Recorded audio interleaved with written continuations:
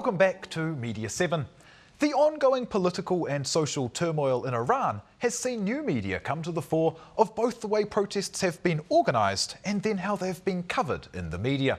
This has led some to say that this is a social media revolution. Sarah Daniel has compiled this backgrounder. She has become the face of the Iranian protest movement, and her death its defining moment. The video of Nida Sultan, a young student shot dead in the protest of presidential elections, was sent out to the world. She's among many who have fallen for the cause of greater freedom and democracy. It's the biggest mass protest since the revolution which ousted the Shah in 1979. This new revolution is a high-tech revolution. Iran may have banned foreign media, but the world is still watching the post-apocalyptic streets. The government has not been able to shut down the voice of computer-savvy young Iranians. Half of Iran's 70 million people are under the age of 25. Speaking out brings punishment, so young Iranians embrace blogs to voice their thoughts and experience. The people have twittered. Even opposition leader Mir Hossein Mousavi is hip to Twitter and posted this message to the people. Shout from the rooftops tonight, every night. Even the Ayatollah is down with the kids on social media, but with a message that isn't quite so embracing. The computer-savvy children of the revolution are plugged in. Twitter may not capture the whole picture, but it's a reminder of another fast-moving story. A revolution in the gathering of news. Joining us now to talk about the role new media has played in this unfolding story are Ali Shariat, an Iranian-born lawyer practicing in Auckland, and Martin Hurst, head of AUT's journalism school, who's been following developments closely. Thank you for joining us, gentlemen. Ali, if I can start with you here. As an Iranian living overseas, where do you go for news of what's happening? I guess traditionally you'd go to, mainstream media. So you'd, hit the websites, 6 o'clock news, that kind of thing. But thinking back to when the news about the elections broke, the first place we went to was actually Mir Hossein's, Mousavi's website. Got updates and actually saw the press releases before they came out on mainstream media. And since then, by far, the most information's been coming from Twitter, Facebook, YouTube, just every kind of public source of information. Why was it that you turned to those internet sources first? Was it because the mainstream media wasn't on the story yet, or was it that you trusted them more? Yeah, often because they were, first-hand, on the ground information, family there or people sending footage from their video cameras or from their phones.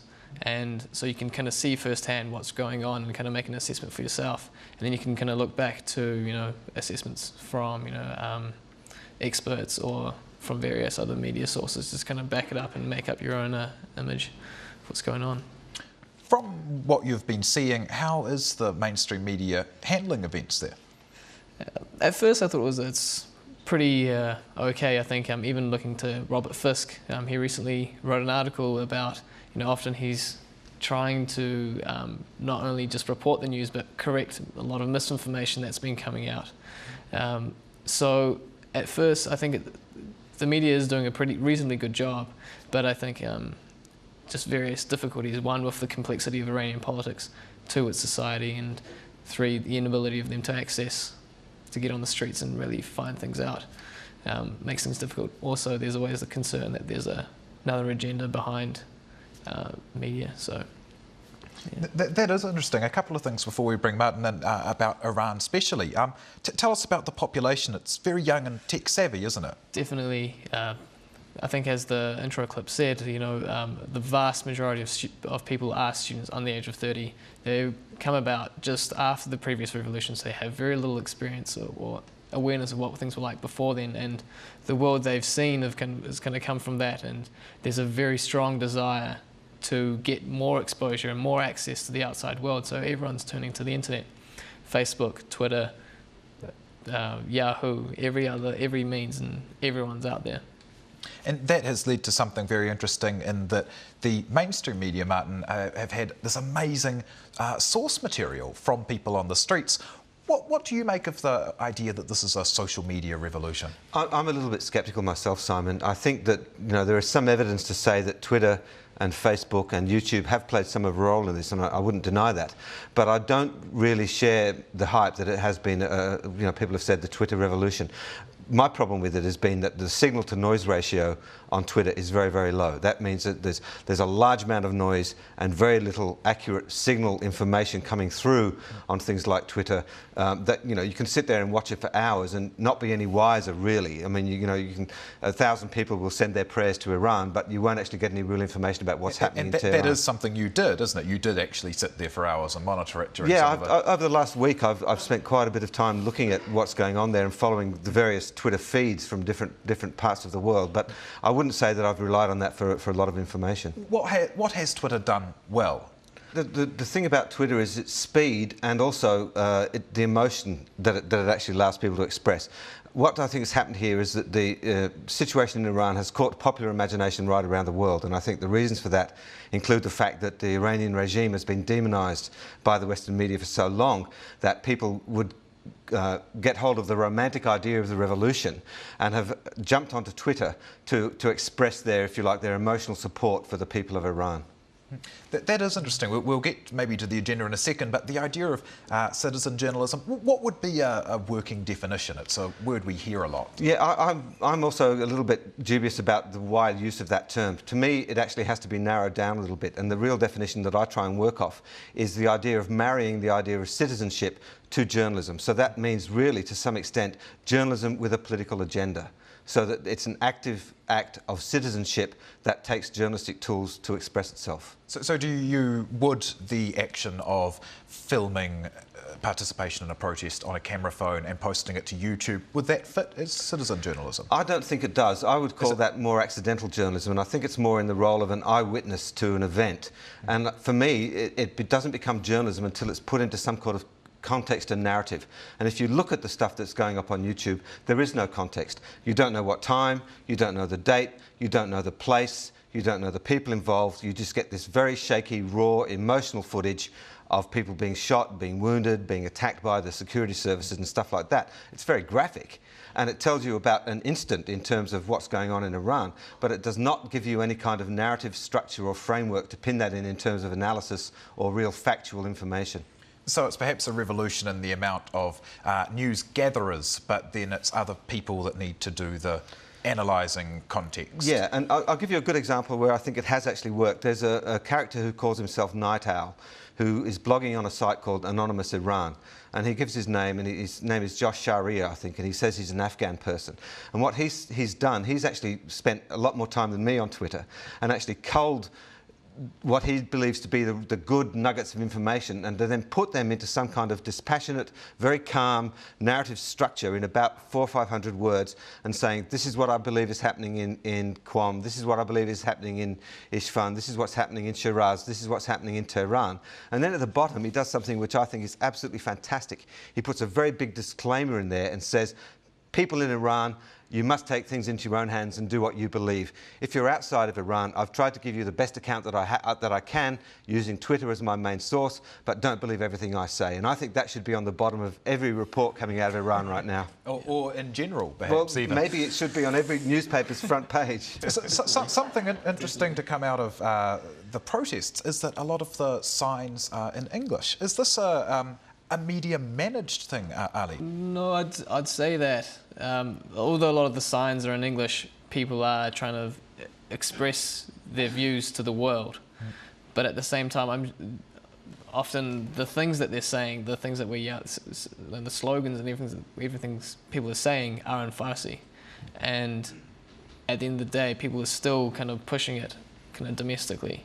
I think at the same time, there's a risk if foreign countries get involved, that'll actually add ammunition to conservatives and kind of ruin the whole thing. Yeah, are there those tensions between people who want an outward-looking and an inward-looking process? Definitely. There's definite concern, even here, that in New Zealand, that people want change without a doubt, but there's also this concern that, and it's quite, I'd say, evenly split, where people are willing to have foreign support, but at the same time, a lot of people saying, no, we don't want it to be backed by any foreign government, because in the past, just like the 1979 revolution, someone else is going to come in and kind of twist it, manipulate it, and give us another set of corrupt criminals and sit them on top, and we'll be stuck at the bottom, maybe 30 years behind again. Was it a surprise to you that the protests erupted as they did? No, actually. Given the kind of the outcome of the elections, I believe that if they were rigged, the government definitely anticipated what was going on by shutting down text messaging services, the internet service, before the elections even took place, for various reasons. One possibly could have been actually rigging the elections itself. So, and also, the ability to vote is one of the few political luxuries that Iranians have. And for a long time, everyone had accepted the fact that another revolution is out of the question. What we're really going to try and do is reform the country from within, slowly, piece by piece, day by day, year by year, until eventually we get something that we're happy with.